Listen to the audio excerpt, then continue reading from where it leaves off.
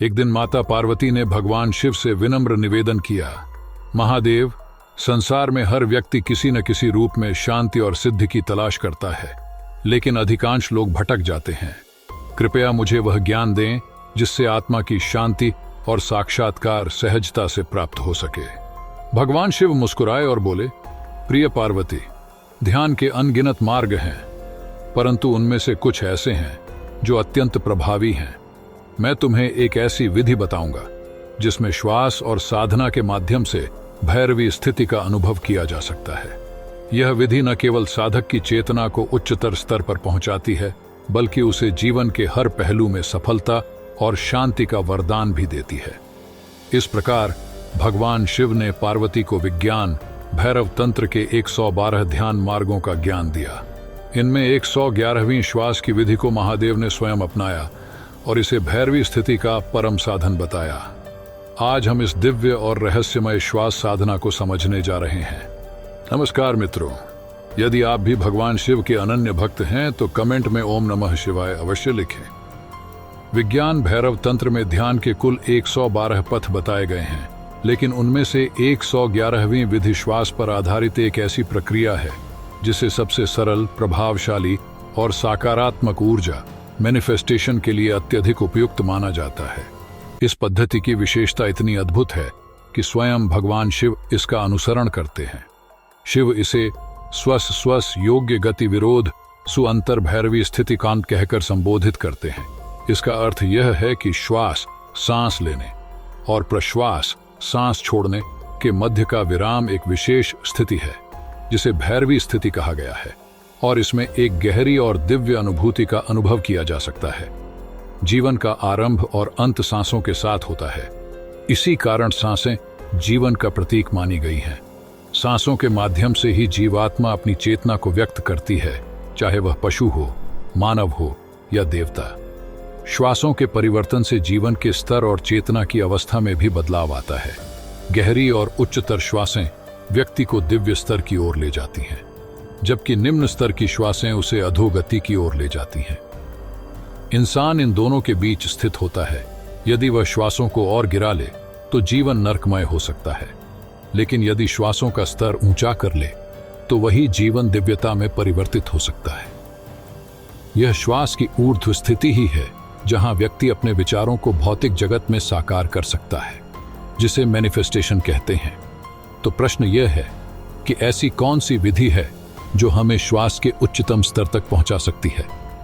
विज्ञान भैरव तंत्र में शिव 111 श्वासों की एक विशिष्ट पद्धति का उल्लेख करते हैं, जिसे उन्होंने स्वयं भी अपनाया था, और इसे सोहम विद्या के नाम से जाना जाता है।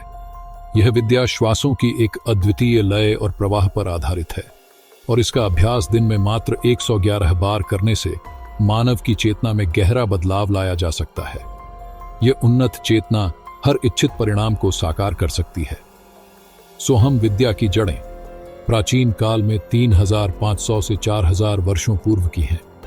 इसका वर्णन हिंदू धर्म के वेदों और उपनिषदों में भी मिलता है। अद्वैत वेदांत में अहम ब्रह्मास्मि की घोषणा की गई है, जिसका अर्थ है कि व्यक्ति की आत्मा और सर्वोच्च चेतना एक ही है। इस सत्य को समझने का सबसे सरल साधन है सोहम विद्या। भगवद गीता में भी इसी तत्व की ओर इशारा किया गया है। जातस्य ही ध्रुवो मृत्यु ध्रुवम जन्म मृतस्य च, जिसका तात्पर्य है कि जन्म लेने वाले के लिए मृत्यु अवश्यंभावी है और मृत्यु को प्राप्त होने वाले का पुनर्जन्म भी सुनिश्चित है। परंतु इस चक्र के बीच आत्मा का तत्व ऐसा है जो न जन्म लेता है न ही मरता है। जब हम शांति से बैठते हैं, आंखें बंद करते हैं और श्वास पर ध्यान केंद्रित करते हैं, तब सोहम का मानसिक जाप एक गहरी शांति का अनुभव कराता है। इस अभ्यास में श्वास लेने पर सो और छोड़ते समय हम की ध्वनि सुनाई देती है। इस ध्वनि के प्रति ध्यान केंद्रित करने से मन गहराई में उतरने लगता है और चेतना के उच्च स्तर की अनुभूति होती है। भगवान शंकर स्वयं इस अभ्यास में रमण करते हैं। सद्गुरु के अनुसार यदि आप अपने प्राणों को नियंत्रित कर शरीर को एक विशेष स्तर की ऊर्जा और तीव्रता पर ले आते हैं, तो जीवन की लगभग 15 से 20% घटनाओं को आप अपनी इच्छानुसार घटित कर सकते हैं। यदि मन को जागरूकता और तीव्रता के उच्च स्तर पर साधा जाए तो जीवन के 50 से 60% हिस्से को भी अपनी इच्छाओं के अनुसार ढाला जा सकता है।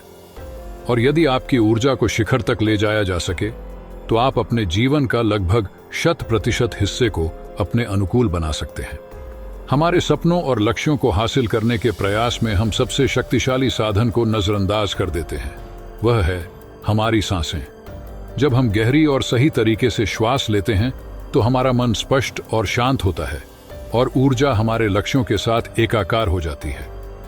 प्राचीन योग और तंत्र परंपराओं में नाड़ियों का महत्व बताया गया है, जो हमारी ऊर्जा के प्रवाह को संतुलित करती है।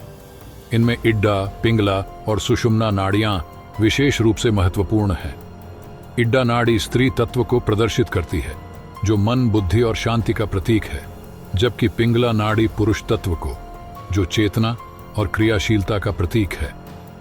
जब ये दोनों नाड़ियां संतुलित होकर सुषुम्ना में प्रवाहित होती हैं, तब मोक्ष और मैनिफेस्टेशन का द्वार खुलता है।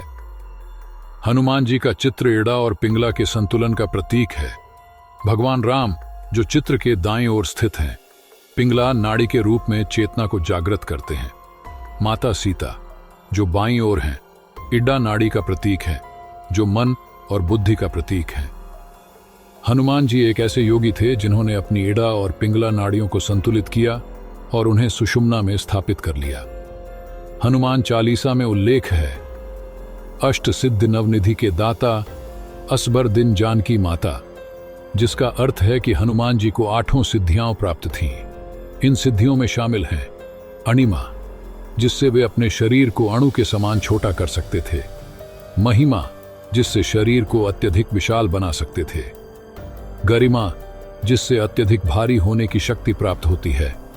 लघिमा, जिसमें हल्के से हल्का बनने की क्षमता है।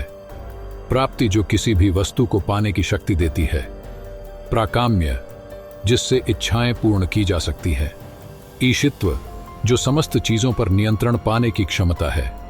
और वशित्व, जिससे इच्छाओं को सिद्ध करने की शक्ति प्राप्त होती है। इन सभी सिद्धियों का सीधा संबंध मैनिफेस्टेशन या इच्छाओं को साकार करने से है। ये सिद्धियां तब प्राप्त होती हैं जब इड्डा और पिंगला नाड़ियां सुषुम्ना में संतुलित हो जाती हैं। इस संतुलन को समझने के लिए सबसे पहले इन नाड़ियों का सही ज्ञान आवश्यक है। इड़ा नाड़ी बाईं नासिका से जुड़ी होती है और इसे चंद्र नाड़ी भी कहते हैं, जो शीतलता और मानसिक शांति प्रदान करती है। वहीं पिंगला नाड़ी दाईं नासिका से जुड़ी होती है, जिसे सूर्य नाड़ी कहा जाता है, जो गर्मी और सक्रियता को दर्शाती है। इनके मध्य सुषुम्ना नाड़ी स्थित होती है, जो रीढ़ की हड्डी के मध्य में होकर कुंडलिनी जागरण में सहायक होती है। सुषुम्ना को सक्रिय करने का सबसे सरल उपाय है गहरी श्वासों का अभ्यास। नाभि तक पहुंचने वाली श्वासें प्राण ऊर्जा को 7 चक्रों में प्रवाहित करती हैं और चेतना को उन्नत करती है। 111 श्वास की इस अद्भुत तकनीक का रहस्य इसी सिद्धांत पर आधारित है। इसका नियमित अभ्यास न केवल श्वास को गहरा करता है, बल्कि शरीर के 7 चक्रों को सक्रिय करने में भी सहायक होता है। इस अभ्यास के लिए अपनी पीठ के बल लेट जाएं, नाभि पर एक भारी किताब रखें और श्वास लेते समय उसे ऊपर उठाने का प्रयास करें। धीरे धीरे इस प्रक्रिया से श्वास प्रणाली में परिवर्तन आने लगेगा और चेतना के स्तर में भी उन्नति होगी। शुरुआत में इसे थोड़े समय के लिए करें और फिर धीरे धीरे अभ्यास को बढ़ाकर इसे आधे घंटे तक करें। जब आप इसे अपनी दिनचर्या का अभिन्न अंग बना लेंगे तो आपके शरीर और मन में स्थिरता तथा जीवन में एक संतुलन स्वतः ही स्थापित हो जाएगा।